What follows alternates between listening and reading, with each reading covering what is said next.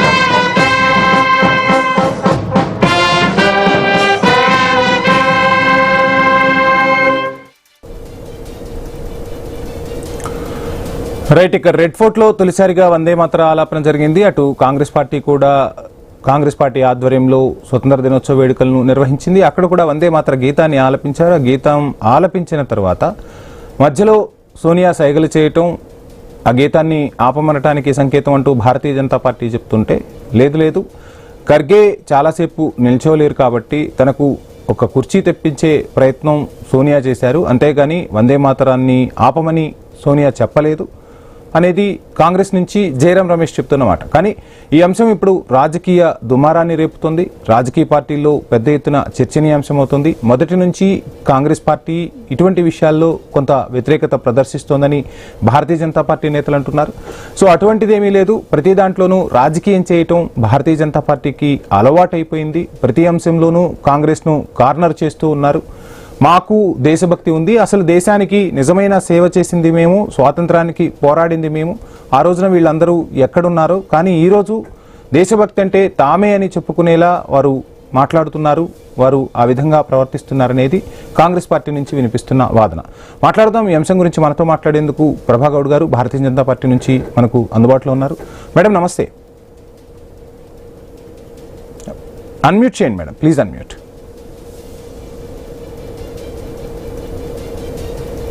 Yeah madam, Bharatiya Janata party కావాలనే ఆరోపణలు చేస్తుంది కానీ నిజంగా దేశభక్తి అంటే మాదే, దేశంపై ప్రేమ ఉన్నది మాకే, ప్రతి అంశంలోనూ రాజకీయాన్ని చొప్పించడం భారతీయ జనతా పార్టీకి మొదటి నుంచి ఉన్న అలవాటని చెప్పి కాంగ్రెస్ నేతలు మీపై చెప్తున్న విమర్శ. వీళ్ళు మాటలు బాగానే చెప్తున్నారు, కాకపోతే భారతదేశం గడ్డ మీద సోనియా గాంధీ గారు పుట్టారా? ఫస్ట్ మనం మాట్లాడుకుందాం. ఆమె గడ్డ మీద పుట్టలేదు, కానీ రాజకీయాల కోసం వాళ్ళు ఆ వారసత్వాన్ని తెచ్చుకోవడం కోసం చాలా రకరకాల ప్రయత్నాలు అయితే చేస్తున్నారు. ఇప్పటికీ సక్సెస్ అవ్వలేదు. రాహుల్ గాంధీని ప్రధానమంత్రి చేద్దామని ఆలోచన చేసింది, కానీ అవ్వలేదు. అది ఎప్పటికీ సక్సెస్ కాదు.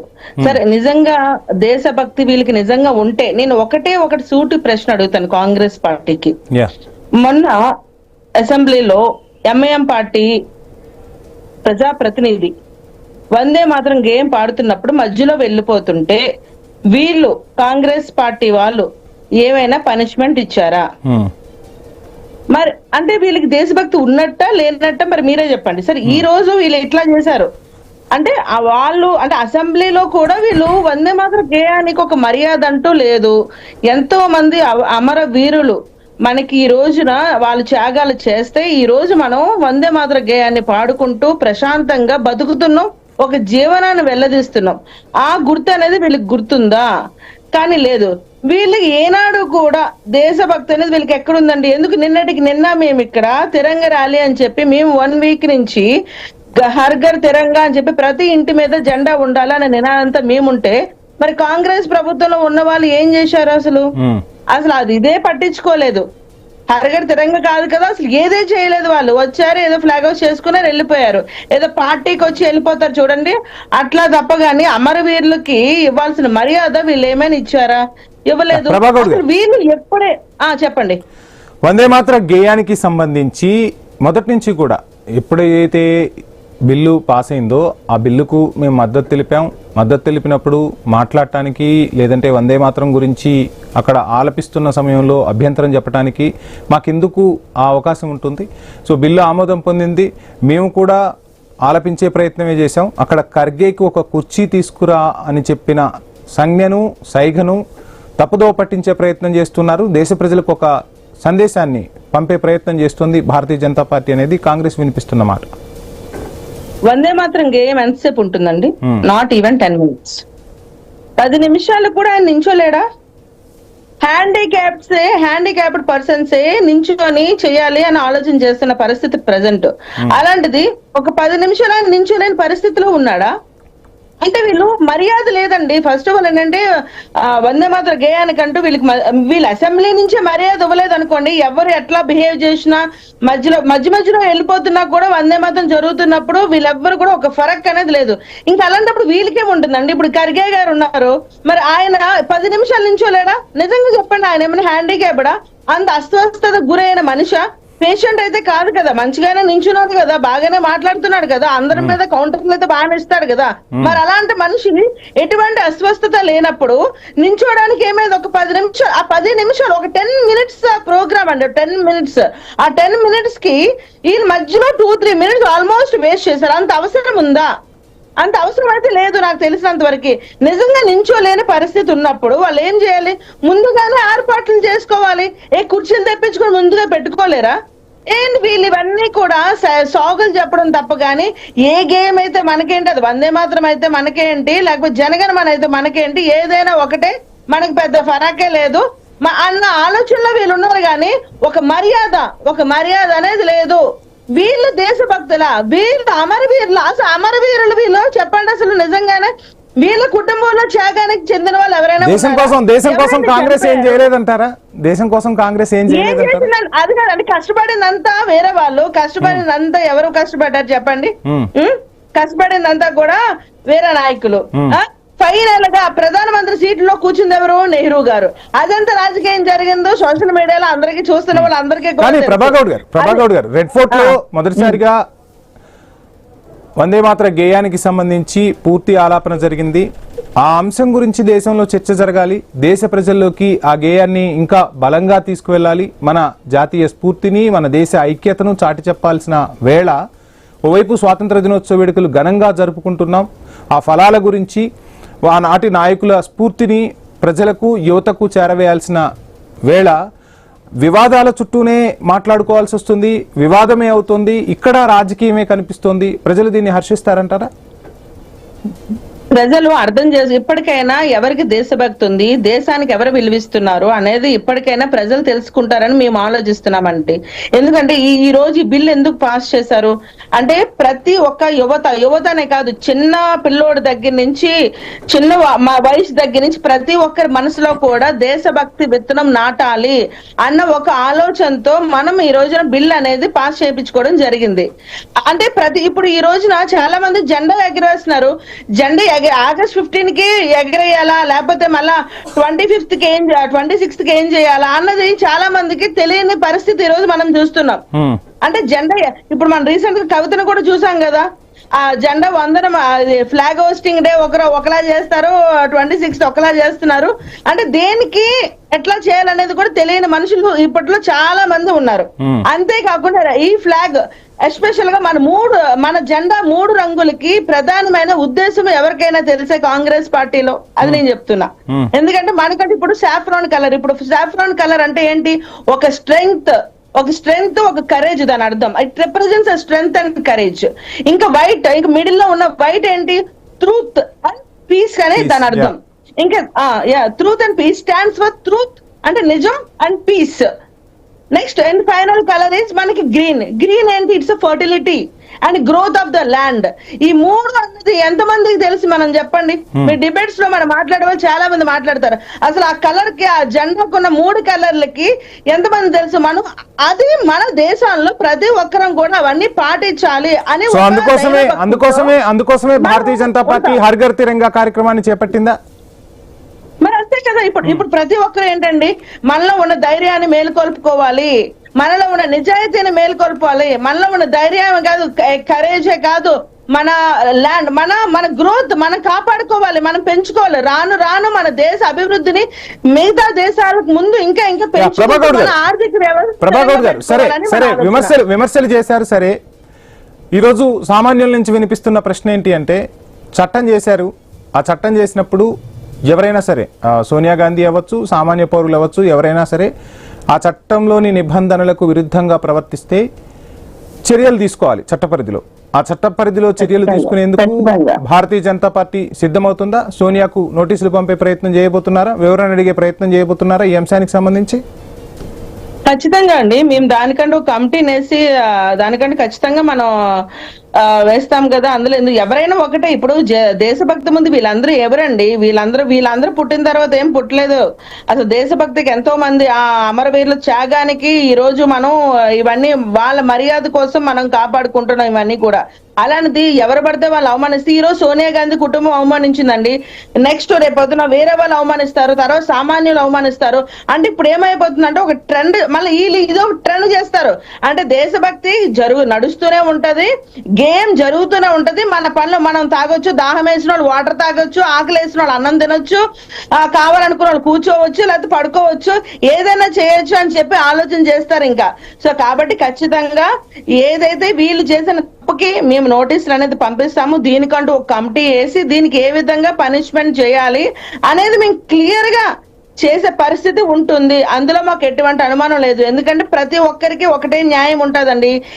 వీళ్ళు పెద్దోళ్ళని వీళ్ళకి ఒక టైపు న్యాయం, చిన్నోళ్ళని ఒక టైపు న్యాయం ఉండదు. ఎందుకంటే ఒకరికి ఆదర్శంగా ఉండాలి. వీళ్ళకి ఈ రోజు మేము శిక్ష అనేది విధించగలిగితే అది చూసి ప్రజలు దేశభక్తి అంటే అమ్మో జాగ్రత్తగా ఉండాలి, వందే మాత్రం గేయం పాడినప్పుడు ఒళ్ళు దగ్గర పెట్టుకొని ఉండాలి, మౌనం పాటించాలి, చాలా జాగ్రత్తగా ఉండాలి అన్న ఆలోచన ఫస్ట్ స్టూడెంట్స్ కానీ వీళ్ళందరికీ వస్తుంది. ఎందుకంటే ఈరోజు స్కూల్లోనే దేశభక్తి పాడినప్పుడు ఎవడ పడితే ఆయన నచ్చినట్టు ఉండదు కదా. అదొక స్టెబిలిటీగా చాలా ఒక స్ట్రిక్ట్ గా మెయింటైన్ చేయాల్సిన అవసరం ఉంది. సో అలాంటిది ఖచ్చితంగా వీళ్ళకి కానీ పనిష్మెంట్ ఇస్తే ఖచ్చితంగా ఇస్తారని కాదు, ఇస్తారు. ఇచ్చింది ప్రజలందరూ కూడా చూస్తారు. చూసిన తర్వాత వాళ్ళు కూడా బుద్ధి మార్చుకుంటారు, వైఖరి మార్చుకొని దేశభక్తి గీతాన్ని ఏ విధంగా కొన్ని రూల్స్. మొదటి యాక్షన్ ఆ చట్టానికి సంబంధించి మొదటి యాక్షన్ సోనియా పైనే తీసుకోబోతున్నారా? చూసారా అసలు అంటే దేవుడు కూడా అట్లా రాసి పెట్టినట్టున్నాడు మరి మాకు. మేము ఎవరైనా మామూలు సామాన్యులు ఎవరైనా తప్పులు చేస్తే వాళ్ళకి వర్తిస్తాయని అనుకున్నాము. కాకపోతే ఏకంగా వీళ్ళు మాకు అపోజిషన్ పార్టీలో ఉన్న వాళ్ళు